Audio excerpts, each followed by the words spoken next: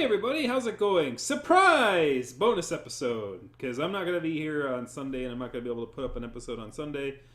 And I didn't put up an episode last Sunday, so I'm putting up an extra episode on this Thursday so that we can catch up on some of the things that happened during the whole, my whole hiatus and when other things have been happening, so I can try to get my plate clear of things that you should know and things that other people want to know in order to come out with a clean slate. So let's get right into it. We're going to have like a little bit of a motley thing of stories for you.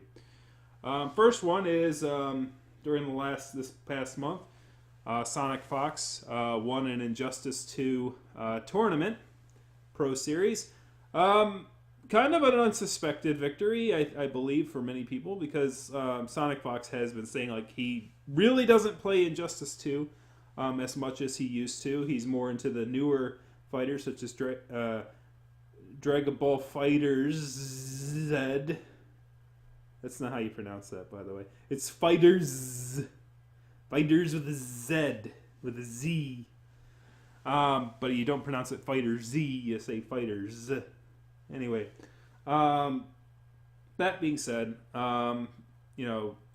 he won, and he actually did something, a very nice gesture here with his winnings.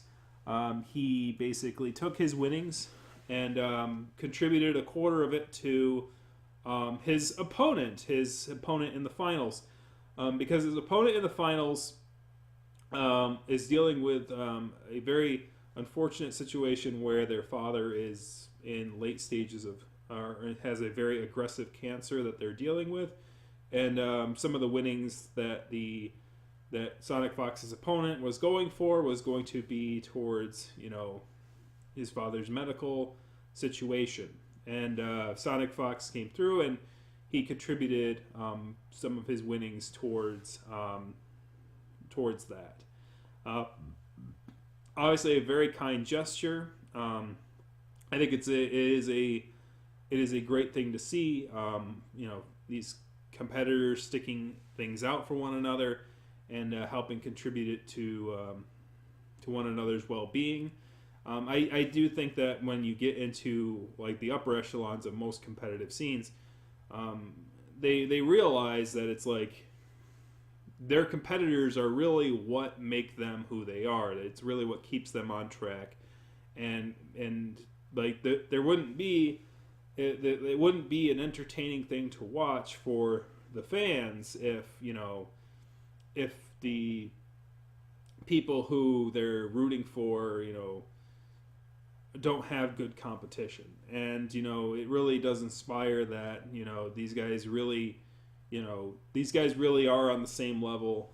They compete against one another, but at the same time they respect one another, and they do good things for one another. So it's good to see that motion from Sonic Fox, and a good sportsman sort of situation, and we'll see how he does on the next Injustice 2 tournament. I don't know if there's going to be one. Like, Injustice 2 is sort of on its way out, but obviously it still has a fan base, it still has fighters, and we'll see if there's how the future goes for that. So, another thing that we're going to be dealing with, a little bit more of a cybersecurity situation thing to be talked about. HTH Hall Studios, a group of furry content creators or furry artists and such like that, and game designers who work on more games of the adult persuasion.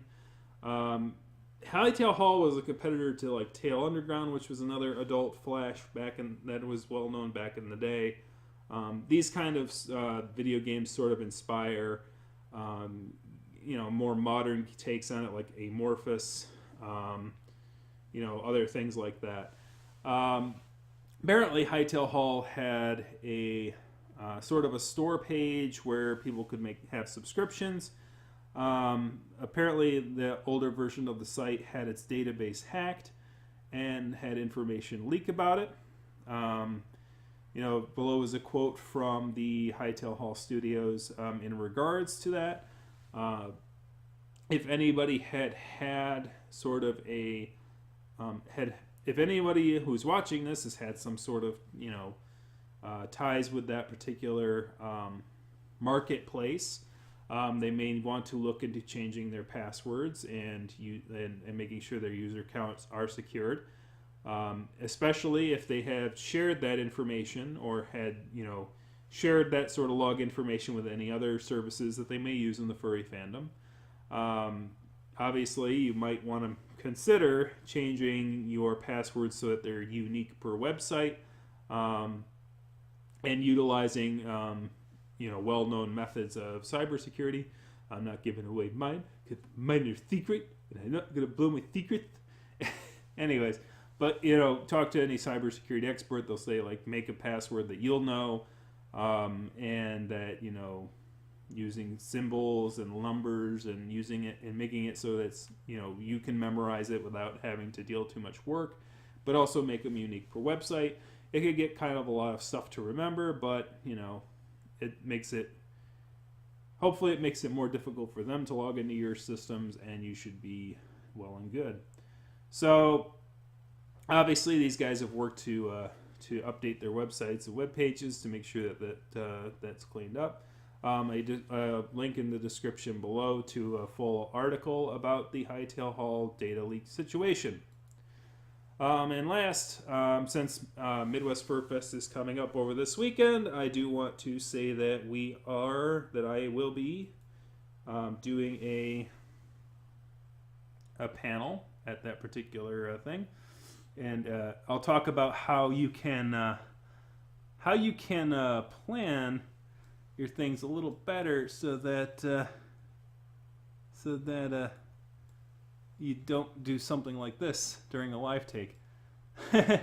Whee!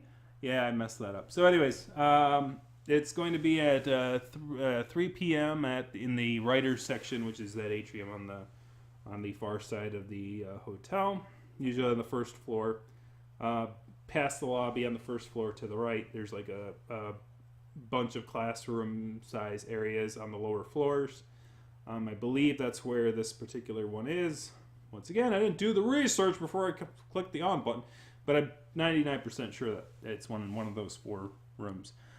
Usually that's where most of the writing stuff occurs. So I will be with Jacoby. Jacoby has decided to be sort of a co-conspirator, as you will. We'll be talking about nonfiction writing techniques, and other things like that. Not just journalism, by the way. And that's sort of why I like to keep it more broad, because there is journalism, but there's a lot of other nonfiction writing things that are useful to the fandom, which there's a lot of holes in. Not just dealing with news and journalizing current events, but also such things such as how-to guides, like fursuit designing, like making a how-to guide on how to design fursuits, making how to draw, those things are nonfiction as well. Serving things to improve other people's skills, and writing information to convey in a simple manner how do you draws, or how do you writes, or how do you. That's very meta. It's like how to write about nonfiction writing. I mean, that's sort of a very meta thing, but at the end of the day, I think that's something that should be talked about, and I think that a lot of people are starting to come into terms of, how important such things are in a community, to be able to convey good information to one another, whether it be of current events or whether it be of more practical skills in the day-to-day.